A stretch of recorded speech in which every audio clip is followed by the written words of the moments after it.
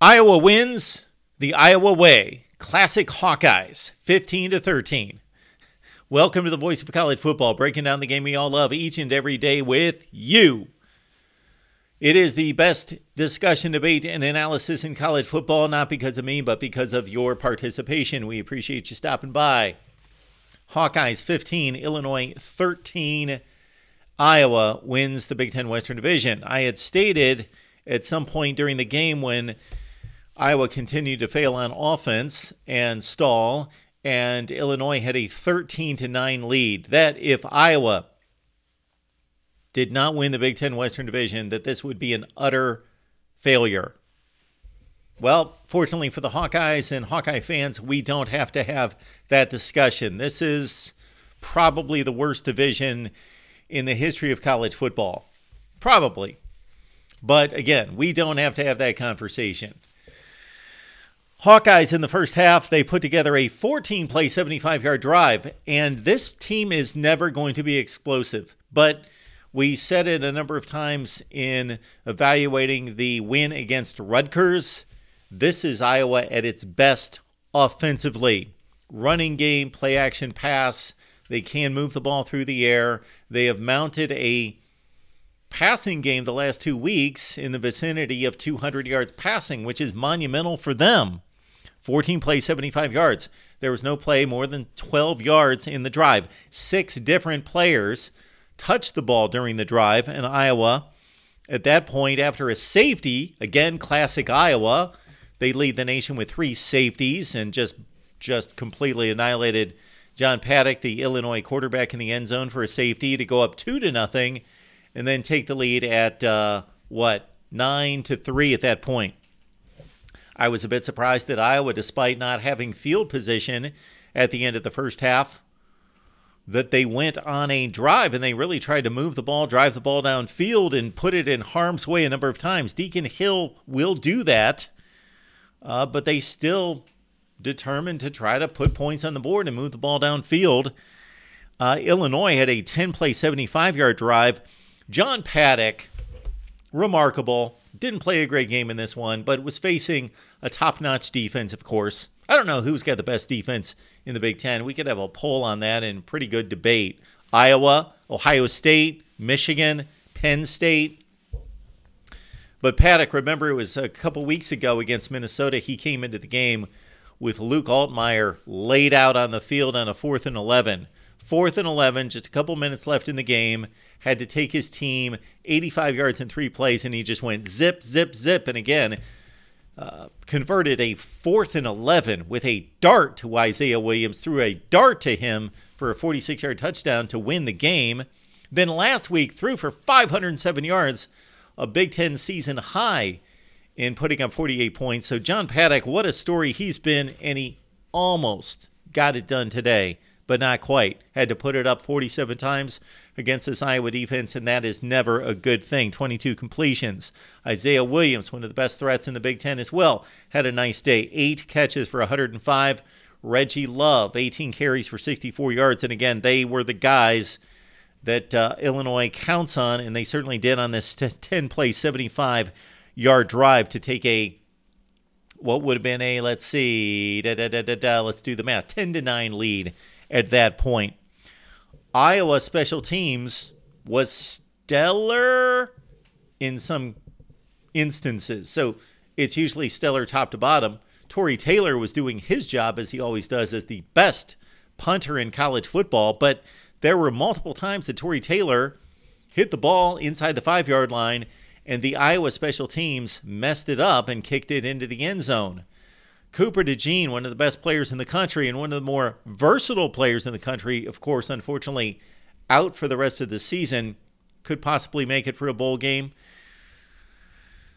He's missed in the secondary. He's missed as a dynamic punt returner, but this is probably underregarded. He's missed as a gunner on the punt coverage team. He would have downed those footballs inside the 5-yard line that cost Iowa field position. Quinn Schulte had a roughing the passer, driving the quarterback into the ground. I understand the intent of the rule, but just believe that that's a difficult thing to ask a defender who's going full throttle, full speed, runs into a quarterback, and you're naturally going to fall on its said quarterback. Extended the Illinois drive, but Iowa stopped the Illini on that one. Deacon Hill could have extended a drive. He missed a lot of throws. Did go 19 for 29, and again, a $197 through the air for the Hawkeyes is a good number. Missed on a 3rd and 8 throw to Caleb Brown at midfield when they needed it at that point, but bam. They punt. Illinois gets a couple first downs, gets out to midfield itself, and this is at the point in the game as we moved into the fourth quarter that because of the style of play, because of the limited offense, because of the limited possessions, that these become huge plays. And Isaiah Williams was not able to hang on to a 3rd and 5 as Xavier Wampa came over and closed quickly. But still, Williams had the ball in his hands to complete a 3rd and 5 conversion, but he could not do it. Iowa's coverage accounted for so much of this 25 incompletions by John Paddock. Yes, the pass rush was there, but not always there. But you could count on Iowa's corners to do the job. Jamari Harris had some excellent pass breakups in this game. A couple times when receivers had the ball in their grasp, would have hauled it in, and he stripped the ball out of their hands. Again, Iowa coverage forcing punts. And meanwhile, Iowa's punting 7 consecutive times, only at 63 yards of total offense on those 7 possessions. But with about 5 minutes left in the game, they got it going, and then Caleb Johnson gone. Took one play in a game like this. Takes one play. Down 13-9, Caleb Johnson goes to the house with 4:43 left after a pass interference. That was the right call. It wasn't an obvious pass interference, though, but it bailed out Iowa at that point. It was the right play. Caleb Johnson takes it to the house. 4 plays on the drive for 54 yards. Blocked field goal, or PAT, blocked PAT by Alec Bryan. And that could have been important because that kept the margin at 2 at 15-13. Adam Estrenga, as it was pointed out during the broadcast on the touchdown by Caleb Johnson, did a remarkable job driving his man into another guy. So he picked off 2 defenders and really opened it up for Caleb Johnson to take it to the end zone.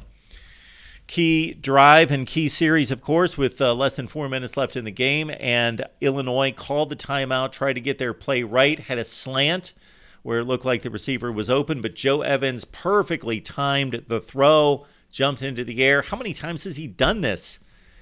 He did this against Iowa State. He did this in another Big Ten game where he made a pivotal bat at the line on a final drive or second to final drive key play on a 3rd down, and Joe Evans does it this time on 4th down to thwart the Illini. Game still not over at this point, but the Hawkeyes in a great position. Had Illinois forced a field goal, then they would have had a shot with about 90 seconds left in the game to drive it down, score the game-winning touchdown. But at 15-13, Caleb Johnson and the offensive line took over and ripped off a 3rd and 8 conversion that iced it. Caleb Johnson, 10 carries for 53 yards. And the Hawkeyes produced, not easily on the ground, but 114 yards on the ground. Caleb Brown, good to see him involved in the offense more and more each week as he and Deacon Hill gain some rapport. 7 catches for 71 yards for Caleb Brown. Jay Higgins, once again, the leading tackler on defense with 12. Iowa's a 9-2 football team. They have wrapped up the Big Ten Western Division for the 2nd time in 3 years, and the 3rd time during division play, going back to, of course, the first division play, East and West in 2014. Hawkeyes won it in 15, 21, and now 23. Go to Nebraska. They can lose and still go to the Big Ten championship game, of course, but they want to take care of business against Nebraska and not back into a Big Ten championship game. Illinois doesn't have that luxury. They're 5-6. They've had a nice comeback season in recent weeks, had won 3 of 4 coming into this game, but they've got to defeat Northwestern to get to bowl eligible with a 6th win. And surprisingly, they're going to face a Northwestern team that has not only made it to bowl play, but did it with 1 week to spare. So Northwestern at 6-5, taking on Illinois, and the Illini trying to increase the Big Ten's number of bowl teams with a win. Your thoughts about the Hawkeyes? Of course, they've got a date against Ohio State or Michigan in 2 weeks. First, it's a Black Friday game against Nebraska that technically doesn't really matter, but it's a rivalry, and it's a look that you want to show that you're playing well, you're rolling into the Big Ten championship game, and you get that 10th win to shine up that record at 10-2. Your thoughts about the Hawkeyes and the Illini right here at the Voice of College Football.